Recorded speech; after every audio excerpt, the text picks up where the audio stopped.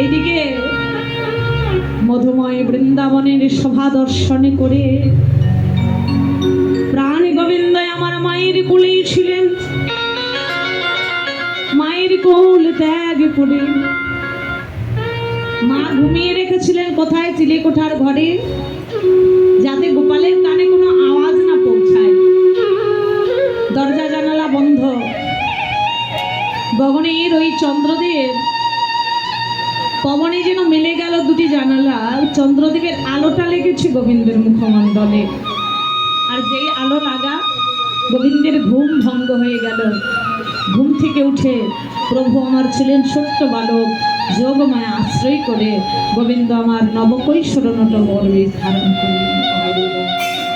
রাধে হাতে মোহন মুরলী নিয়ে চলে গেলেন শ্রী যমুনার ধারে। বৃন্দাবনের শোভা দর্শন করে বাঁশি বাজাচ্ছে। হেরত রাতি ওই ছন ভাতি, হেরত রাতি ওই ছন ভাতি, শ্যামমোহন মদনে মাতি। হেরত রাতি ওই ছন ভাতি,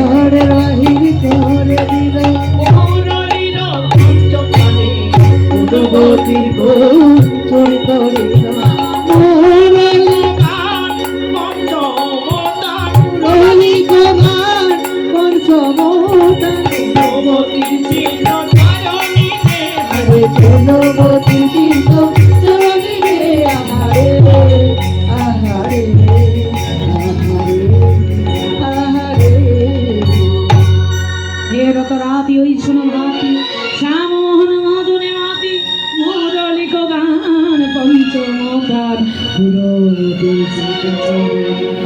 গোবিন্দের ওই পঞ্চম রন্ধ্রের বাঁশি বাজছে।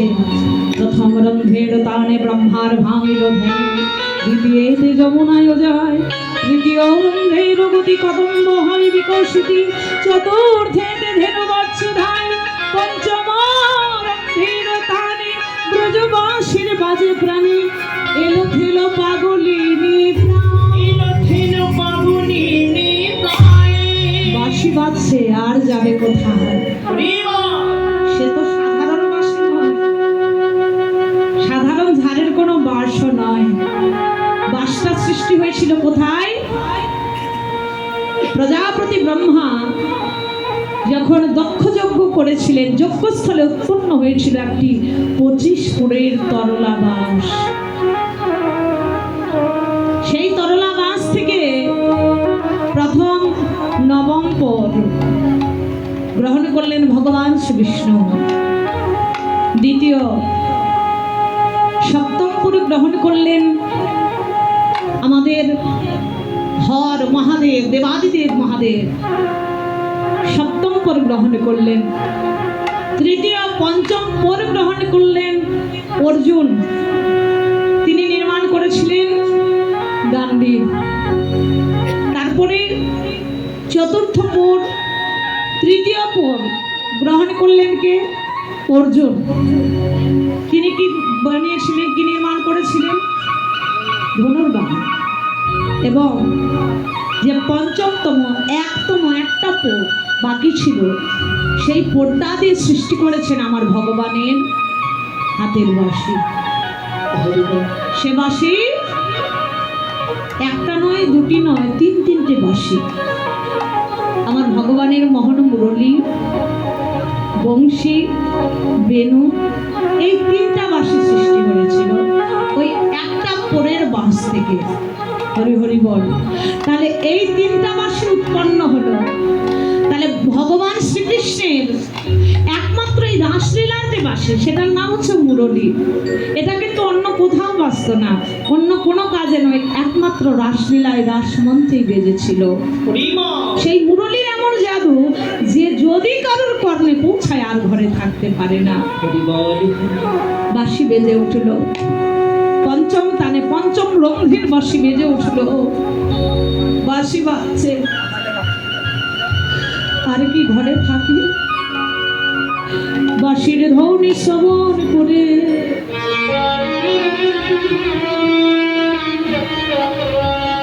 ব্রজ গোপীগণ আপন জাত কুল মান বিষয় গৌরব আমার মৃত্যু ত্যাগ করে গোবিন্দ প্রাণ গোবিন্দ বলে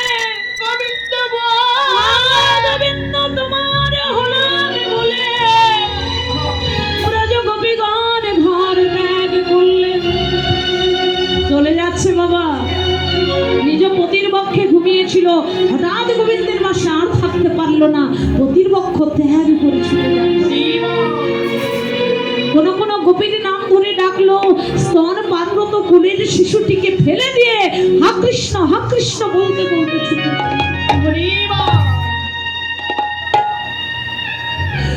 শুধু এই ব্রজ গোপী নয়, বাঁশি তো একদিন আমাদের জীবনেও বাজবে। তোমার জীবনে, আমার জীবনে, সবার জীবনে বাজবে। আর যেদিন বাঁশি বাজবে সেদিন সন্তানের মায়াও থাকবে না, গৃহের মায়াও থাকবে না, পতির মায়াও থাকবে না। কোলের শিশু ত্যাগ করেছে, কোলের শিশু স্তনপান করছিল, যেই না গোবিন্দের বাঁশি বাজা চমকে ওঠে। সন্তান যে পড়ে গেছে খেয়াল করেনি মা, সন্তান মাটিতে আছাড় খেয়ে পড়ে গেছে, মা খেয়াল করে চলে যাচ্ছে কৃষ্ণ কৃষ্ণ বলে। সন্তান ডাকছে মা, তুমি আমায় ফেলে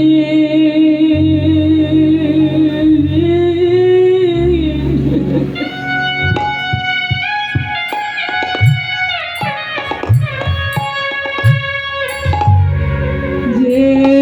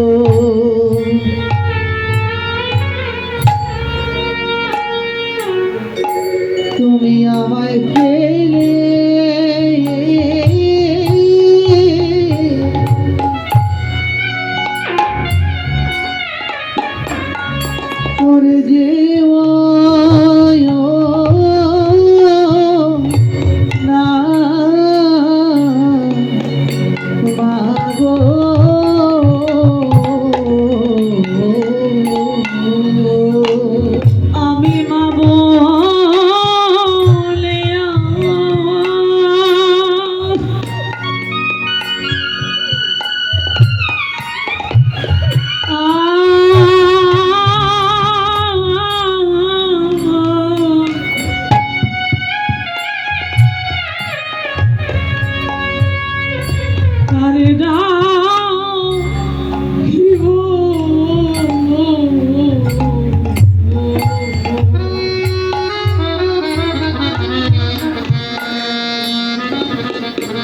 তুমি আমায় পেলে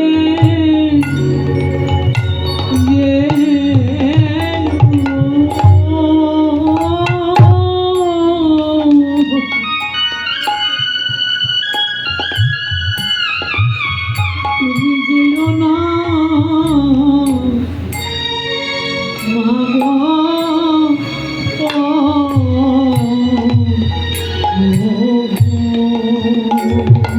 আমি মাবো নিয়া হরি হরি বল হরি বল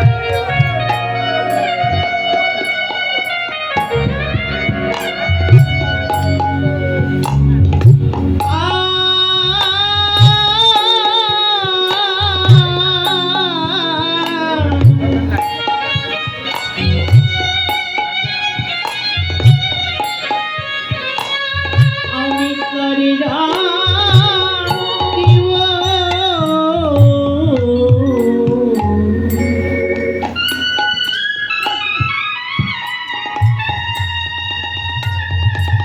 আমায় ছেড়ে যেও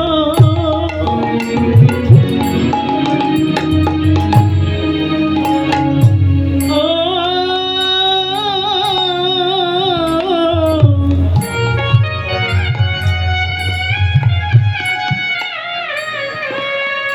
তুমি যেও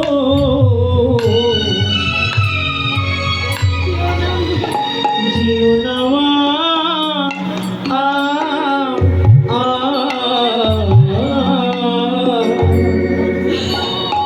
আমার মন বন্ধ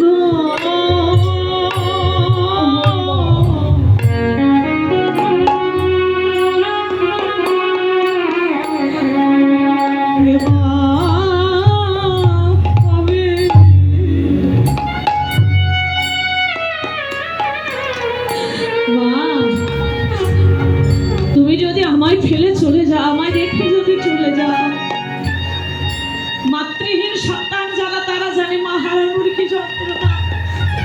মা সংসারে নাহি যার সংসারের মধ্যে অনন্যতা, দেখিলে মায়ের মুখ সন্তানে ভুলে যায় সতত।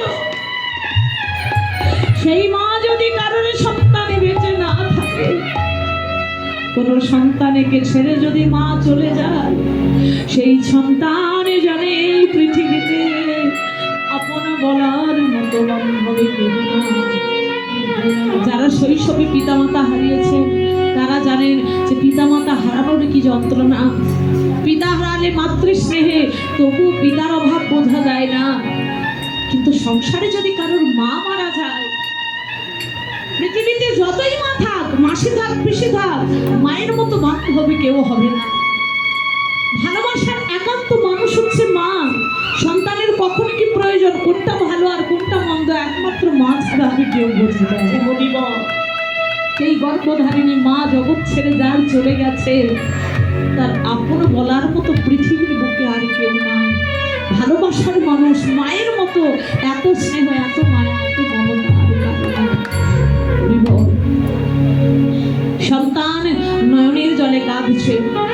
শুধু ভক্তবৃন্দ, আমার ভক্ত বাবা 150টি টাকা দান করেছেন। ভগবান শ্রীকৃষ্ণ তার মনস্কামনা পূর্ণ করুন।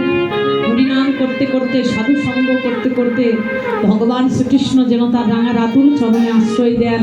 সবাই মিলে আশীর্বাদ